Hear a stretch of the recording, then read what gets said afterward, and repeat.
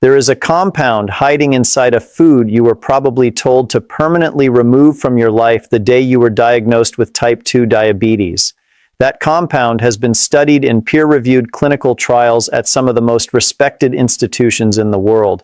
It has been shown to improve insulin sensitivity, reduce fasting blood glucose, and, this is the part that stopped me cold the first time I read it, activate the same metabolic pathway that the diabetes drug metformin targets. The food is chocolate, not all of it, not the kind lining the checkout counters at the pharmacy, but a specific family of chocolate products that most people with type 2 diabetes have been avoiding out of fear. And that fear has quietly cost them a tool that could have been working in their favor every single morning. Today, I'm going to walk you through 5 specific types of chocolate that the clinical evidence supports for people managing blood sugar.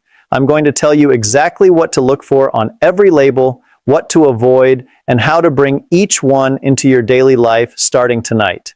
And stay with me to number 4, because the one most people overlook as too bitter to bother with has published data showing a blood glucose reduction that rivals some pharmaceutical interventions.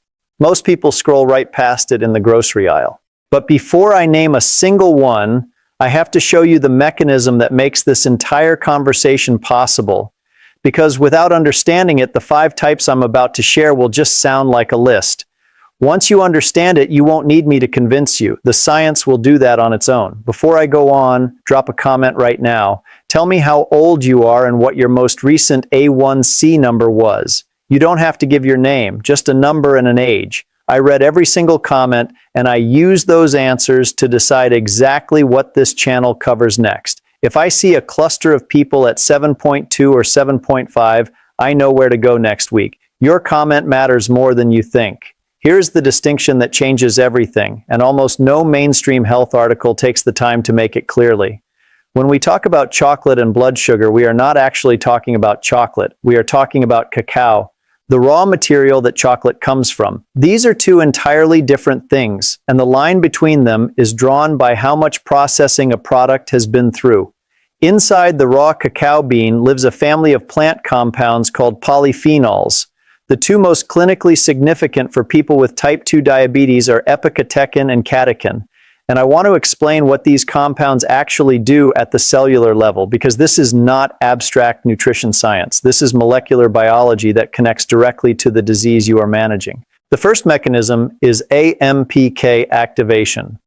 AMPK, adenosine monophosphate activated protein kinase, is an enzyme your cells use as an energy sensor. When it's activated, it tells your muscle cells to take up glucose from the blood independently of insulin. It essentially opens a side door into your cells when the main door, the insulin receptor, is malfunctioning. This is the same pathway that metformin, one of the most widely prescribed diabetes drugs in the world, works on. Epicatechin from cacao has been shown in cellular research to activate this same pathway. The second mechanism is endothelial repair. The lining of your blood vessels, called the endothelium, is where insulin signaling begins. In type 2 diabetes, chronic inflammation and oxidative stress damage this lining, and that damage is part of why insulin resistance progresses over time. Cacao flavonoids have demonstrated the ability to improve endothelial function, measured by a test called flow-mediated dilation in multiple randomized controlled trials.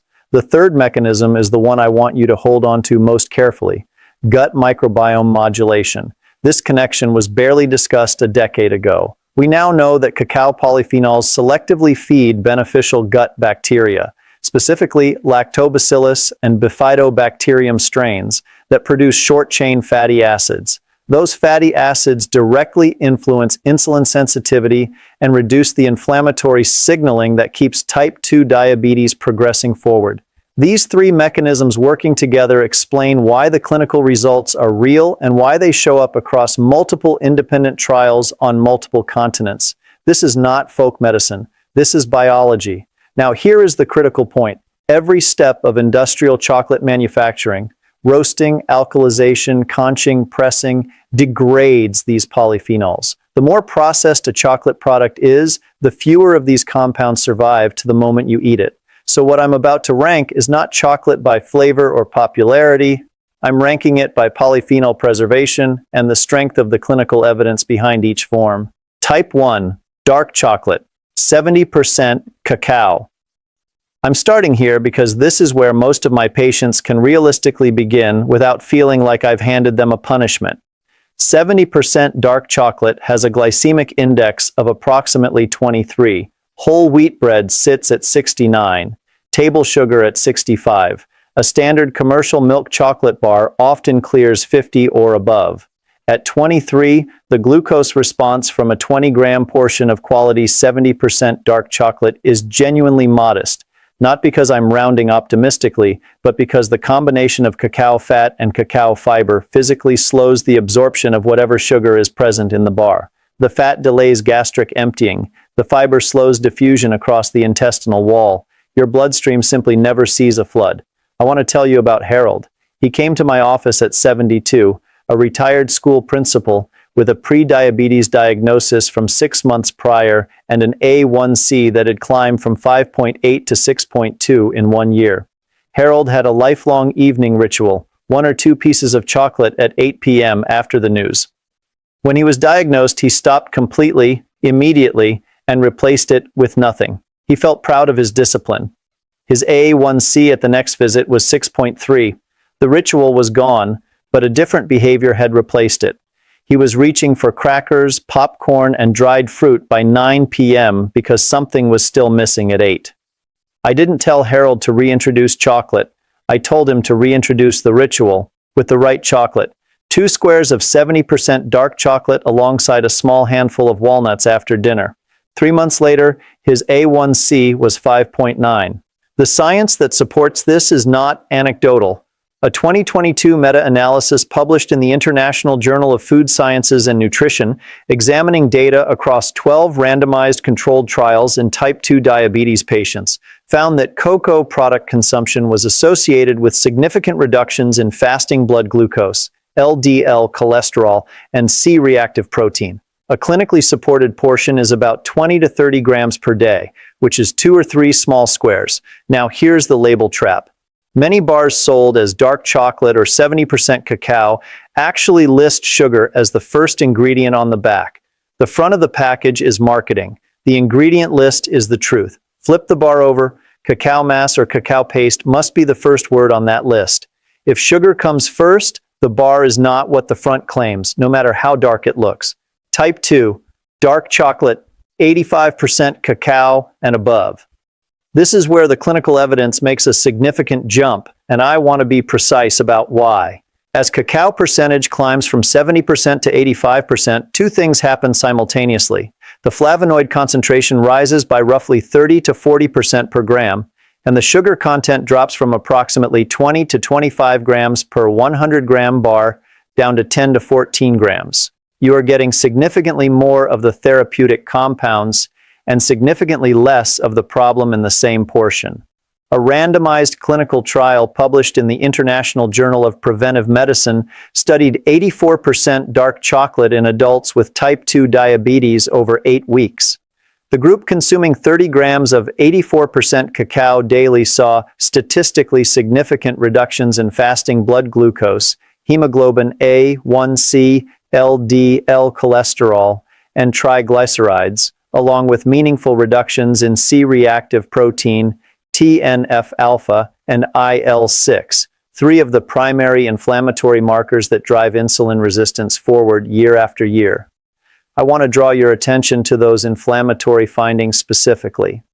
C-reactive protein, TNF-alpha, and IL-6 are not just markers we watch. They are part of the mechanism by which chronic low-grade inflammation prevents your insulin receptors from functioning correctly. When these markers come down, insulin sensitivity tends to follow. You are not just treating a symptom. You are quieting one of the drivers of the disease itself. A practical advantage of 85% that I have watched play out in my patients again and again. The intensity of the flavor creates natural portion control. The bar asks you to slow down. 1 or 2 squares register as satisfying in a way that a sweeter, milder chocolate never does. I've watched people who struggled their entire adult lives to moderate chocolate suddenly find 20 grams effortless at 85%, not because they became more disciplined, but because the chocolate itself signaled completion sooner. The label trap for 85%. At this percentage, some manufacturers compensate for the bitterness by adding vanillin, a synthetic vanilla compound, or by using heavily Dutch processed cacao that has been chemically treated with alkali to reduce bitterness. Dutch processing destroys flavonoids. Look for the words natural process or non-alkalized on the label. If you see processed with alkali in the ingredient list, those polyphenols have been significantly degraded before you open the package. I want to pause here and ask you something directly. Of the first two types I've covered, the 70% and the 85%, which one do you think you could realistically bring into your routine this week? Leave your answer in the comments. And while you're there, tell me, has any physician ever explained to you how inflammation specifically drives insulin resistance over time? In 20 years of clinical practice, the answer I hear most often surprises me. I'll tell you what it is at the end of this video. Type 3, cacao nibs. This is the one most people in the grocery store walk past without a second look, and I understand why. They look like gravel. They taste nothing like the chocolate you grew up with. And there is no clever marketing on the bag trying to convince you they're a treat. But from a clinical standpoint, cacao nibs are the most flavonoid-dense solid form of cacao you can put in your mouth. Here is why. A chocolate bar requires the cacao bean to be pressed, conched, tempered, and molded. Each of those industrial steps degrades a portion of the polyphenol content.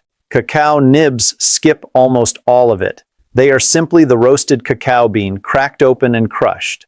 What survives that minimal process is close to what the bean contained before any human intervention. The glycemic index of cacao nibs is effectively 0. There is no added sugar, there is no milk, there is no filler. What you are eating is cacao fiber, cacao fat, and a dense concentration of epicatechin and catechin. For someone managing blood sugar, that profile is as safe as a solid chocolate product gets. Now, I am going to be honest with you the way I would sitting across from you in a consultation room. I do not tell my patients to eat cacao nibs as a snack. The bitterness is too sharp for most people, and I have no interest in handing you a recommendation you will use once and abandon. I tell my patients to use them as a tool, woven invisibly into foods they already enjoy. A teaspoon of cacao nibs stirred into full-fat plain Greek yogurt. A small handful blended into your morning oatmeal before it cooks. A tablespoon folded into a homemade trail mix with unsalted almonds and pumpkin seeds. In these contexts, you barely taste the bitterness. You taste texture, depth, and a faint chocolate note. And your blood sugar curve barely notices they were there. I want to tell you about Dorothy. She came to me at 67, 12 years into type 2 diabetes, a 1C sitting at 7.1. She had given up every form of chocolate years before and felt no emotional connection to the restriction anymore. She just accepted it. But her fasting glucose numbers had plateaued for 3 years despite consistent medication. We talked about cacao nibs specifically. She started with a teaspoon in her morning yogurt, just that one change. After 5 months, her fasting glucose had dropped by an average of 11 points. Her A1C at the next lab draw was 6.7. The label trap for cacao nibs. The ingredient list should have exactly one item: cacao nibs, or roasted cacao beans. That is it. Some products blend in cane sugar or coconut sugar and still call themselves natural cacao nibs. The word natural means nothing legally. The ingredient list means everything. If you're still watching and this helps, type number 3 in the comments. If you haven't subscribed yet, hit that button and the bell so you don't miss any future videos. Type 4, sugar-free chocolate sweetened with erythritol or monk fruit. I want to handle this section carefully because the sugar-free chocolate category is one of the most aggressively marketed and most frequently misrepresented spaces in the diabetic food market. First, the compounds that actually work. Erythritol is a sugar alcohol with a glycemic index of essentially 0. Unlike most sugar alcohols, it is absorbed almost entirely in the small intestine and excreted unchanged through the kidneys, which means it bypasses the large intestine and causes almost none of the digestive discomfort the bloating, cramping, and urgency associated with other sugar alcohols.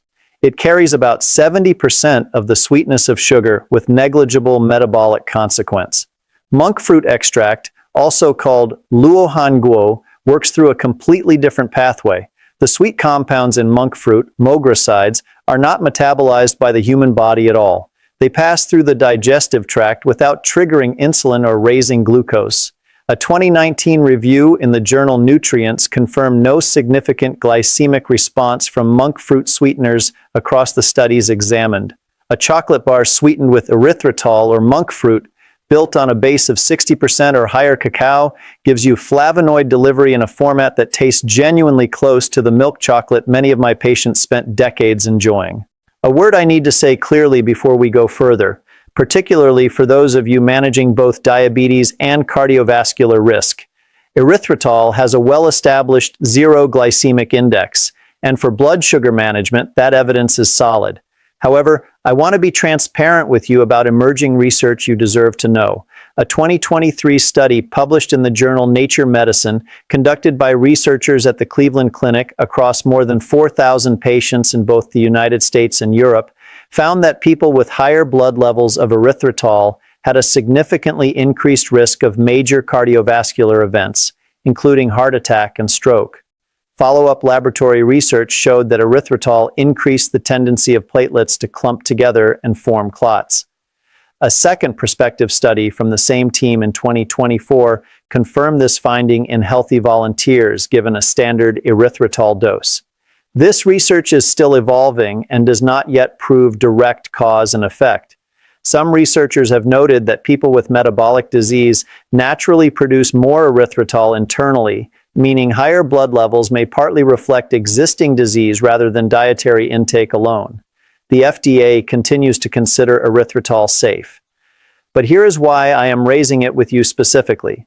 Many of you watching this are seniors with type 2 diabetes, a population that already carries elevated cardiovascular risk. You are precisely the group these researchers were most concerned about.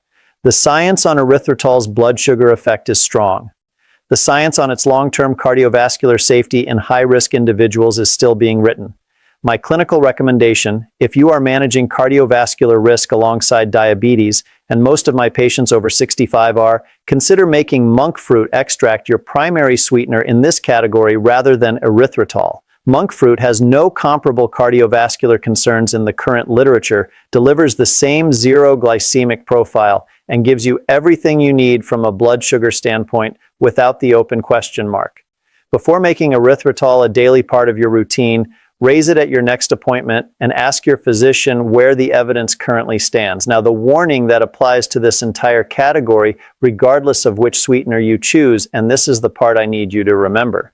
The majority of sugar-free chocolates on the shelf in the United States, Canada, and the United Kingdom are not sweetened with erythritol or monk fruit.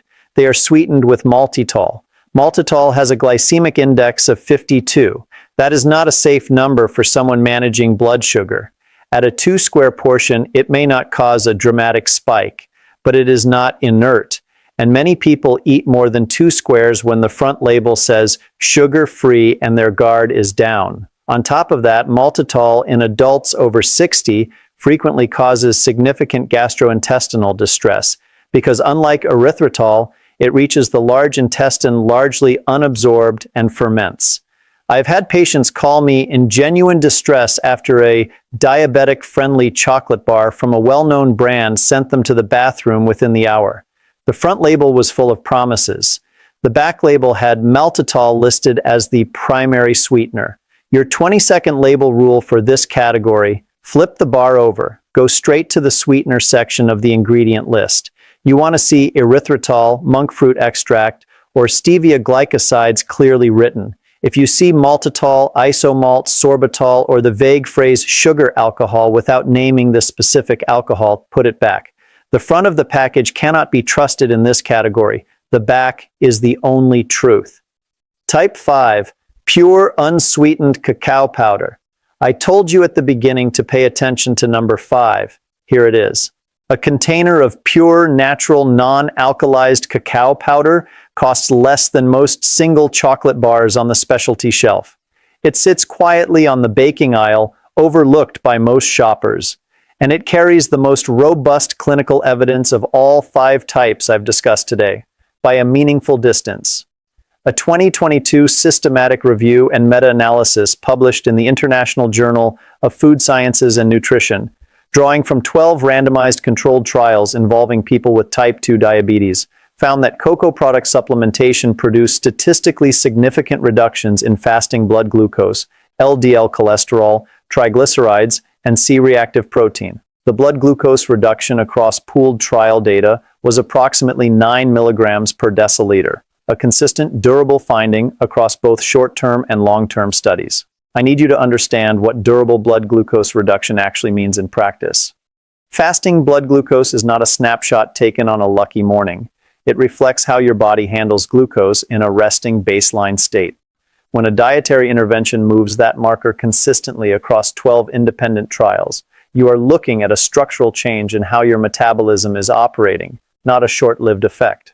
Why does pure cacao powder outperform even quality dark chocolate bars? Because every step of bar manufacturing, pressing, tempering, conching, exposes the flavonoids to heat and oxygen, which degrades them. Natural cacao powder skips most of that processing. The flavonoid content arrives in your body closer to what the original cacao bean contained. There is one critical distinction you must make when buying cacao powder: natural process versus Dutch process. Dutch processed cacao, also called alkalized cocoa, has been treated with an alkalizing agent to reduce acidity and bitterness. Research published in the Journal of Agricultural and Food Chemistry found that heavy Dutch processing retains as little as 10% of the original flavanol content, a loss of up to 90%. That treatment produces a smoother, milder flavor. It also produces a product with almost none of the therapeutic polyphenols you are trying to consume. Natural process cacao powder retains the full flavonoid profile. It is slightly more acidic and slightly more bitter. That is the trade-off. And for someone managing blood sugar, it is absolutely the correct trade-off to make. I want to tell you about James. He came to me at 76, skeptical of everything, retired engineer, 8 years into type 2 diabetes, A1C of 7.4 on 2 medications. He told me plainly he wasn't interested in health fads. So I didn't pitch it as a health fad. I told him there were 12 controlled trials and a published meta-analysis. He was interested in that. He started adding 1 tablespoon of natural cacao powder to his morning coffee with a small amount of cinnamon and unsweetened almond milk. Nothing else changed. 6 months later, his A1C was 6.9. He came back and said, "I want to see those 12 studies." Your label rule for cacao powder: the ingredient list must contain exactly 1 item, cocoa powder or cacao powder, nothing else. Not natural flavors, not soy lecithin, not cane syrup. 1 ingredient, and the words Dutch process or processed with alkali anywhere on the label are your signal to put it back and find a different brand. If you're still watching and this helps, type number 5 in the comments. And if you haven't liked yet, hit that like button and subscribe so you don't miss any future videos. Before I close, I want to address something that almost never comes up in a clinical conversation about food and diabetes, and I think it may be the most important thing I say in this entire video. There is a well-documented phenomenon in nutritional behavior research, sometimes called the "what the hell" effect. It describes what happens after a person with a strict self-imposed food rule accidentally breaks that rule. Instead of stopping, they go further. The restriction collapses. The forbidden food gets consumed in a quantity that would never have happened if the rule hadn't existed in the first place. For someone with type 2 diabetes, this cycle has a physiological cost, not just a psychological one. The cortisol that rises during the guilt, and cortisol does rise, that is not metaphor, that is measurable, directly raises blood glucose through a process called gluconeogenesis, where your liver releases stored glucose in response to a stress signal. You can eat the exact same piece of chocolate, feel guilty about it, and have a worse blood sugar outcome than the person who ate the same piece without guilt. That is not philosophy. That is biochemistry. The patients I have watched achieve sustainable blood sugar management over years, not months, years, are not the ones with the strictest rules. They are the ones who built planned, informed, portion-controlled inclusion of the foods they actually want into a daily structure they can maintain across decades. You now know enough to do exactly that with chocolate. You know why it works. You know which forms to choose. You know what to look for on a label. That knowledge transforms the experience, and the transformed experience produces better outcomes than willpower ever will. Let me bring this back to where we started. 5 types. Here is what the evidence supports. 70% dark chocolate, your doorway in. A glycemic index of 23, clinically documented flavonoid delivery, and widely available in any grocery store. 85% dark chocolate and above, where the evidence shifts from blood sugar to inflammation.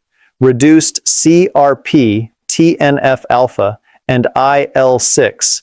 Natural portion control built into the flavor itself. Cacao nibs, the highest flavonoid density in solid form. Not a snack, an ingredient. 1 teaspoon in yogurt or oatmeal. Sugar-free chocolate with monk fruit extract or erythritol, the closest thing to the milk chocolate you remember, with essentially no glycemic consequence. If you are managing cardiovascular risk alongside diabetes, prioritize monk fruit. Read the sweetener line. Avoid maltitol without exception, and pure, unsweetened natural cacao powder. The cheapest product in this entire conversation and the one with the strongest published evidence on fasting blood glucose and inflammatory markers across 12 clinical trials. Here's what I want you to do this week. Go to the baking aisle. Find the natural cacao powder. Check that the ingredient list has exactly 1 item. Take it home. Add 1 tablespoon to your morning coffee, your yogurt, or your oatmeal. Monitor your blood sugar 2 hours after breakfast for the first week. Your body's response is the only data point that truly counts. And at your next appointment, ask your physician a simple, direct question. Given my current A1C and my medication plan, is there any reason I shouldn't add natural cacao powder to my daily routine? That is a conversation worth having, and you now have the clinical vocabulary to have it. One final question before you go. Of these 5 types, which one surprised you most, and which are you going to try first? Tell me in the comments. I read every answer, and your responses genuinely guide what I cover next. And that question I asked earlier, whether any physician has ever explained how inflammation drives insulin resistance forward year after year. Of the hundreds of comments I receive each month, the answer I see most often is some version of, no one ever explained it that way. If that was your answer too, share this video with someone who deserves to hear it. One conversation, one small change in the morning routine can move a number that has been stuck for years. I'm Dr. Franklin. Everything I've shared today is grounded in peer-reviewed clinical research, and I've done my best to represent it accurately and fairly. But this video is educational content. It is not a substitute for the physician who knows your full medical history, your current medications, and your individual lab values. If you are taking metformin, insulin, or any other diabetes medication, please do not adjust or discontinue anything based on what you watched here. Bring this conversation to your doctor. They can tell you whether it fits your specific situation. What I can tell you is this: the right knowledge does not create fear, it creates options, and you now have 5 of them. If this video gave you something useful, subscribe so I can keep showing up each week with information you can actually act on. I'll see you in the next one.